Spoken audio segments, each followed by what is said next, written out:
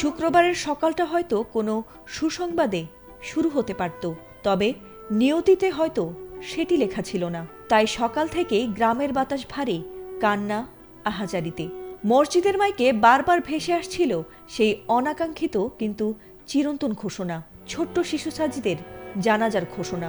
যে বয়স থেকে ধীরে ধীরে এগিয়ে পৃথিবীতে বিচরণ করার কথা ছিল, সেই বয়স চিরদিনের মতো থেমে গেছে অসাবধানতায়।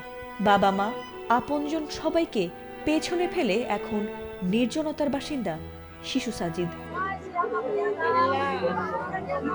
গায়ে পাঞ্জাবি জড়িয়ে মাথায় টুপি দিয়ে গ্রামবাসী হাজির হয়েছিলেন সাজিদের বাড়িতে।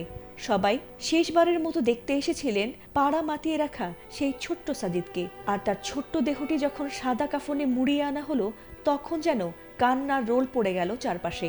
তার মা বারবার ছুটে আসতে চাইছিলেন ছেলের কাছে, আর তার আহাজারি যেন থামবার মতো ছিল না।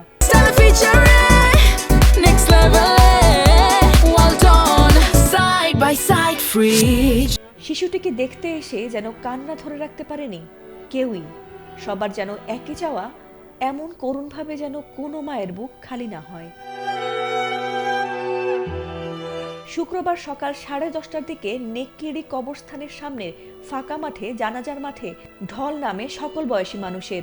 শিশু সাজিদের জানাজার নামাজের ইমামতি করেছেন কাজী মাওলানা মিজানুর রহমান। জানাজা শেষে হাজারো কণ্ঠে দোয়া অনুষ্ঠিত হয়েছে। সবাই তার মাগফিরাতের জন্য দোয়া করেছেন।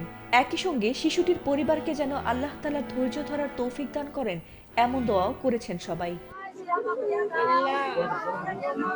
জানাজা শেষে সাজিদের ছোট্ট কফিনটা যখন কবরের দিকে নেওয়া হলো, তখন যেন সেখানে বিরাজ করছিল অপার বিষণ্ণতা, আর কান্নার শব্দে যেন ভারী হয়ে উঠছিল চারপাশ।